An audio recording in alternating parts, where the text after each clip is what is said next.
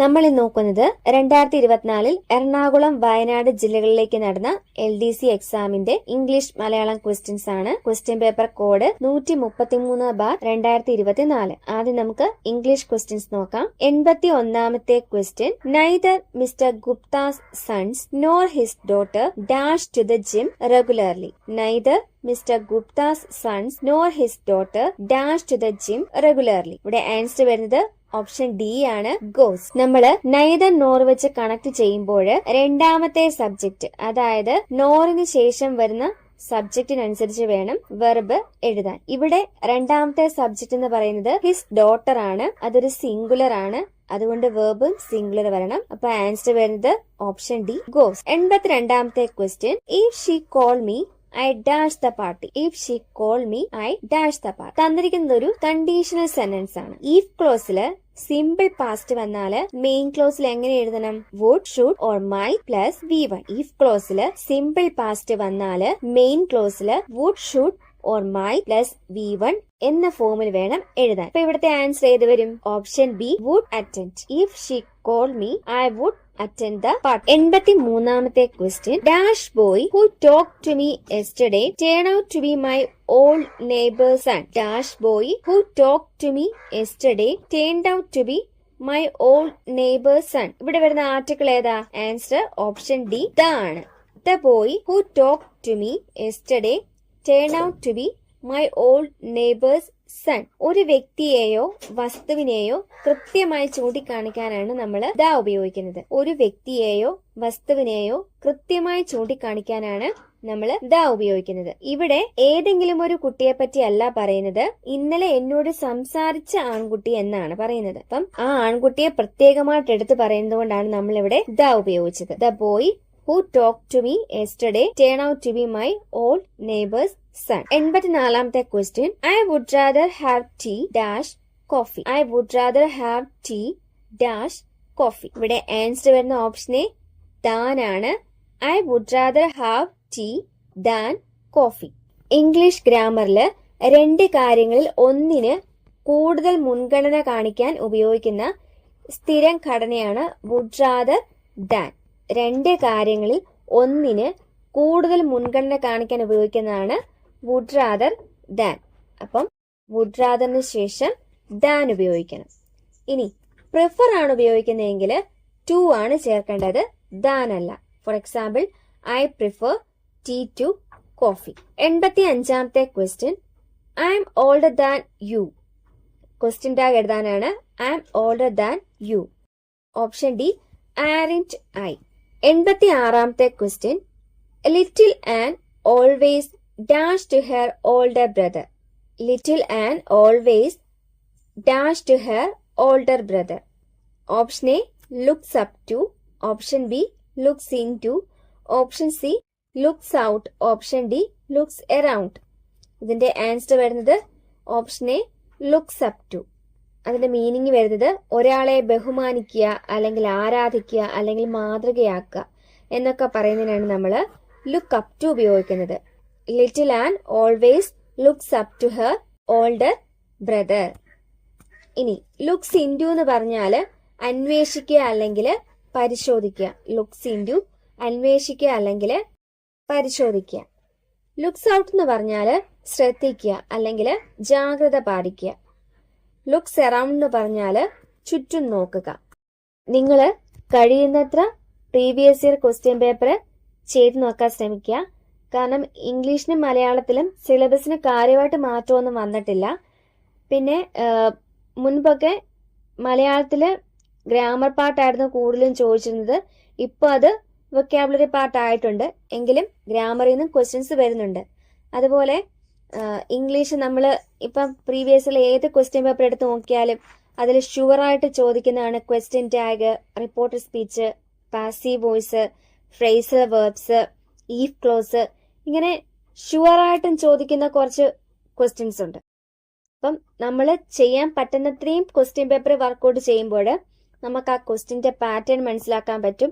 ഇനി ഒരു ടോപ്പിക്കിൽ ഇപ്പൊ ആക്റ്റീവ് വോയിസ്, പാസീവ് വോയിസ്, ആ ഒരു ടോപ്പിക്ക് നമ്മൾ കൃത്യമായിട്ടിരുന്ന് പഠിച്ചില്ല എങ്കിൽ പോലും നമ്മൾ കഴിയുന്നത്ര പ്രീവിയസ് ഇയർ വർക്കൗട്ട് ചെയ്ത് നോക്കിയാൽ നമുക്ക് ആ ക്വസ്റ്റ്യൻസ് ഒക്കെ ഈസി ആയിട്ട് അറ്റൻഡ് ചെയ്യാൻ പറ്റും. കാരണം നമ്മൾ ക്വസ്റ്റ്യൻസ് ചെയ്ത് നോക്കുമ്പോൾ ആ ക്വസ്റ്റ്യന്റെ ആൻസർ എങ്ങനെ വന്നു എന്നും കൂടി നോക്കി പഠിക്കുകയാണെങ്കിൽ നമുക്ക് പിന്നീട് അതുപോലെയുള്ള ക്വസ്റ്റ്യൻസ് വരുമ്പോൾ എളുപ്പം ആൻസർ ചെയ്യാൻ പറ്റും. അതുകൊണ്ട് നിങ്ങൾ കഴിവതും ഇംഗ്ലീഷ്, മലയാളം, മാത്സ് ഒക്കെ പ്രീവിയസ് ഇയർ വർക്കൗട്ട് ചെയ്ത് തന്നെ നോക്കി പഠിക്കുക. ഇനി 87ാമത്തെ question. Diana's shoes were the perfect dash to her entire outfit. Diana's shoes were the perfect dash to her entire outfit. Answer വരുന്നത് option B, complement. COMPLEMENT, complement. Diana's shoes were the complement to her entire outfit. മറ്റൊന്നിനോട് ചേർന്ന് നിൽക്കുമ്പോൾ അതിനെ കൂടുതൽ ഭംഗിയുള്ളതാക്കുന്നതിനെയോ പൂർണ്ണമാക്കുന്നതിനെയോ ആണ് complement എന്ന് പറയുന്നത്. മറ്റൊന്നിനോട് ചേർന്ന് നിൽക്കുമ്പോൾ അതിനെ കൂടുതൽ ഭംഗിയുള്ളതാക്കുന്നതിനെയോ പൂർണ്ണമാക്കുന്നതിനെയോ ആണ് കോംപ്ലിമെന്റ് എന്ന് പറയുന്നത്. ഇവിടെ ഡയാനയുടെ എൻറ്റയർ ഔട്ട്ഫിറ്റിന് കൂടുതൽ ഭംഗി നൽകുന്നതാണ് അവളുടെ ഷൂസ്. അപ്പം ഇവിടെ ആൻസർ വരുന്ന ഓപ്ഷൻ ബി, കോംപ്ലിമെന്റ്. ഇനി COMPLIMENT കോംപ്ലിമെന്റ് ആണെങ്കിലോ പ്രശംസിക്കുക എന്നാണ് അർത്ഥം. ഓപ്ഷൻ എ കോംപ്ലിമെന്റിന്റെ മീനിങ് പ്രശംസിക്കുക. ഇനി ഇംപ്ലിമെന്റ് എന്ന് പറഞ്ഞാൽ നടപ്പിലാക്കുക, ഇൻസ്ട്രുമെന്റ് എന്ന് പറഞ്ഞാൽ ഉപകരണം. 88ാമത്തെ question. The company gives bonus to its employees only dash because the management is not very generous. Option A, every now and then. Option B, to miss the boat. Option C, once in a blue moon. Option D, to sit on the fence. അപ്പം തന്നിരിക്കുന്ന answer വരുന്നത് option C ആണ്, once in a blue moon. The company gives bonus to its employees only once in a blue moon because the management is not very generous. Management generous അല്ലാത്തത് കൊണ്ട് company അവരുടെ എംപ്ലോയീസിന് bonus നൽകുന്നത് വളരെ അപൂർവമായിട്ട് മാത്രമാണ്. Once in a blue moon എന്ന് പറഞ്ഞാൽ വളരെ അപൂർവമായി മാത്രം സംഭവിക്കുന്നത് എന്നാണ്. എവറി നൗ ആൻഡ് ദെൻ എന്ന് പറഞ്ഞാൽ ഇടയ്ക്കിടെ അല്ലെങ്കിൽ വല്ലപ്പോഴും. ടു മിസ് ദ ബോട്ട് എന്ന് പറഞ്ഞാൽ നല്ലൊരവസരം നഷ്ടപ്പെടുത്തുക.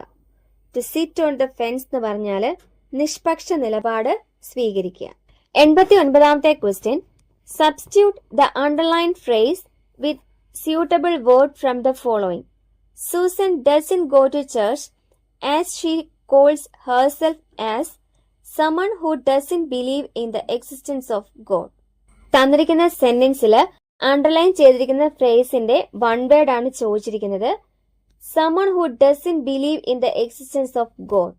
ആൻസർ വരുന്ന ഓപ്ഷൻ ഡി, എത്തീസ്റ്റ് ആണ്, നിരീശ്വരവാദി എന്നാണ് അതിന്റെ അർത്ഥം. someone who doesn't believe in the existence of God is atheist. Answer വരുന്ന ഓപ്ഷൻ ഡി. ഇനി തീസ്റ്റ് എന്ന് പറഞ്ഞാൽ ദൈവവിശ്വാസി. പാൻതീസ്റ്റ് എന്ന് പറഞ്ഞാൽ പ്രകൃതിയെ തന്നെ ദൈവമായി കാണുകയോ അല്ലെങ്കിൽ പ്രകൃതിയിലുടനീളം ദൈവമുണ്ടെന്ന് വിശ്വസിക്കുകയോ ചെയ്യുന്ന വ്യക്തി. പ്രകൃതിയെ തന്നെ ദൈവമായി കാണുകയോ അല്ലെങ്കിൽ പ്രകൃതിയിലുടനീളം ദൈവമുണ്ടെന്ന് വിശ്വസിക്കുകയോ ചെയ്യുന്ന വ്യക്തിക്കാണ് പാൻതീസ്റ്റ് എന്ന് പറയുന്നത്. ഇനി പോളിതീസ്റ്റ് എന്ന് പറഞ്ഞാൽ ഒന്നിലധികം ദൈവങ്ങളിൽ വിശ്വസിക്കുന്ന വ്യക്തി. 90ാമത്തെ question. Which of the following has the same meaning as complete. Answer വരുന്ന ഓപ്ഷൻ സി ആണ്, ഓൾ. കംപ്ലീറ്റ് എന്ന ആൻസർ വരുന്നത് ഓപ്ഷൻ സി, ഹോൾ. അപ്പൊ നമ്മൾ ഇംഗ്ലീഷിലെ 10 ക്വസ്റ്റ്യൻസ് നോക്കിക്കഴിഞ്ഞു. ഇനി മലയാളം ക്വസ്റ്റ്യൻസ് നോക്കാം. 91ാമത്തെ ക്വസ്റ്റ്യൻ. ശരിയായ വാക്യമേത്. ആൻസർ വരുന്ന ഓപ്ഷൻ സി ആണ്, ഇന്നലെ തുടങ്ങിയ മഴ ഇതുവരെ നിലച്ചിട്ടില്ല. ശരിയായ വാക്യം ഓപ്ഷൻ സി, ഇന്നലെ തുടങ്ങിയ മഴ ഇതുവരെ നിലച്ചിട്ടില്ല. ഇനി ബാക്കിയുള്ള സെന്റൻസിലൊക്കെ എന്താണ് തെറ്റെന്ന് നോക്കാം. ഓപ്ഷൻ എ, യഥാസമയത്ത് എത്തിച്ചേർന്നു. യഥാസമയം എന്ന് പറഞ്ഞാൽ തന്നെ കൃത്യസമയത്ത് എന്നാണ് അർത്ഥം. അതുകൊണ്ട് യഥാസമയത്ത് എന്ന് പറയുന്നത് തെറ്റാണ്. യഥാസമയം എത്തിച്ചേർന്നു, അങ്ങനെ മതി. ഇനി ഓപ്ഷൻ ബി ആണെങ്കിൽ ഓരോ വീട് തോറും കയറി പ്രചാരണം നടത്തി. ഓരോ എന്നുള്ളതും തോറും എന്നുള്ളതും ഒരേ അർത്ഥം വരുന്നതുകൊണ്ട് അവ രണ്ടും ഒന്നിച്ചുപയോഗിക്കില്ല. ഓരോ വീട്ടിലും അല്ലെങ്കിൽ വീട് തോറും, അങ്ങനെ മതി. ഇനി ഓപ്ഷൻ ഡി ആണെങ്കിൽ ഒരു പക്ഷേ ഞാൻ വന്നെന്ന് വരാം. ഒരു പക്ഷേ എന്നതും വന്നെന്ന് വരാം എന്നതും ഒന്നിച്ച് വേണ്ട. ഒരു പക്ഷേ ഞാൻ വരാം അല്ലെങ്കിൽ ഞാൻ വന്നെന്ന് വരാം. 92ാമത്തെ ക്വസ്റ്റ്യൻ, ശരിയല്ലാത്ത രൂപമേത്? ഓപ്ഷൻ ഡി ജാള്യതയാണ്. 93ാമത്തെ ക്വസ്റ്റ്യൻ, മകൾ എന്നർത്ഥമുള്ള പദമേത്? ഓപ്ഷൻ സി തനയ. മകൾ എന്നർത്ഥമുള്ള പദം ഓപ്ഷൻ സി തനയ. 94ാമത്തെ ക്വസ്റ്റ്യൻ, രവം വിപരീത പദം എഴുതുക. ആൻസർ വരുന്നത് ഓപ്ഷൻ എ നീരവം. രവം എന്നതിന്റെ വിപരീത പദമാണ് നീരവം. രവം എന്ന് പറഞ്ഞാല് ശബ്ദം, നീരവം എന്ന് പറഞ്ഞാല് ശബ്ദമില്ലാത്ത അവസ്ഥ അല്ലെങ്കിൽ നിശബ്ദം. 95ാമത്തെ ക്വസ്റ്റ്യൻ, അന്ധ പ്ലസ് ഛിദ്രം ചേർത്തെഴുതിയാല് ആൻസർ വരുന്നത് ഓപ്ഷൻ ബി ആണ് അന്തശ്ചിത്രം. അന്ധ പ്ലസ് ഛിദ്രം അന്തശ്ചിത്രം. 96ാമത്തെ ക്വസ്റ്റ്യൻ, ജ്ഞാനത്തിൽ ഇച്ഛയുള്ളവൻ ഒറ്റപ്പദമേത്? ജ്ഞാനത്തിൽ ഇച്ഛയുള്ളവൻ. ആൻസർ വരുന്ന ഓപ്ഷൻ ഡി ആണ് ജിജ്ഞാസു. ജ്ഞാനത്തിൽ ഇച്ഛയുള്ളവൻ ജിജ്ഞാസു. ഇനി ജിഗീഷു എന്ന് പറഞ്ഞാല് ജയിക്കാൻ ആഗ്രഹമുള്ളവൻ അല്ലെങ്കിൽ വിജയത്തിൽ ഇച്ഛയുള്ളവൻ, അതാണ് ജിഗീഷു. ഇനി ജിഗമിഷു എന്ന് പറഞ്ഞാല് പോകാൻ ആഗ്രഹമുള്ളവൻ അല്ലെങ്കിൽ ഗമനത്തിൽ ഇച്ഛയുള്ളവൻ, അതാണ് ജിഗമിഷു. ഇനി ജിഖാംസു എന്ന് പറഞ്ഞാല് കൊല്ലാൻ ആഗ്രഹമുള്ളവൻ അല്ലെങ്കിൽ ഹിംസയിൽ ഇച്ഛയുള്ളവൻ, അതാണ് ജിഖാംസു. അപ്പോൾ ജ്ഞാനത്തിൽ ഇച്ഛയുള്ളവൻ ജിജ്ഞാസു, വിജയത്തിൽ ഇച്ഛയുള്ളവൻ ജിഗീഷു, ഗമനത്തിൽ ഇച്ഛയുള്ളവൻ ജിഗമിഷു, ഹിംസയിൽ ഇച്ഛയുള്ളവൻ ജിഖാംസു. 97ാമത്തെ ക്വസ്റ്റ്യൻ, കിങ്കരൻ സ്ത്രീലിംഗം എഴുതുക. ആൻസർ വരുന്ന ഓപ്ഷൻ ബി കിങ്കരി.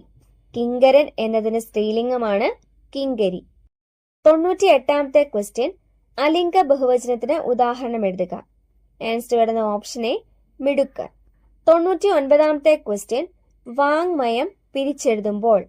ആൻസർ വരുന്ന ഓപ്ഷൻ ബി ആണ് വാക്ക് അധികം മയം. വാങ്മയം പിരിച്ചെഴുതിയാല് വാക്ക് അധികം മയം. 100ാമത്തെ ക്വസ്റ്റ്യൻ, നിസ്സഹായന്മാരെ ഉപദ്രവിക്കരുത് എന്നർത്ഥം വരുന്ന പഴഞ്ചൊല്ല് ഏത്? ആൻസർ വരുന്ന ഓപ്ഷൻ ഡി ആണ് കുരുടന്മാരോടരുത്. നിസ്സഹായന്മാരെ ഉപദ്രവിക്കരുത് എന്നർത്ഥം വരുന്ന പഴഞ്ചൊല്ലാണ് കുരുടന്മാരോടരുത്.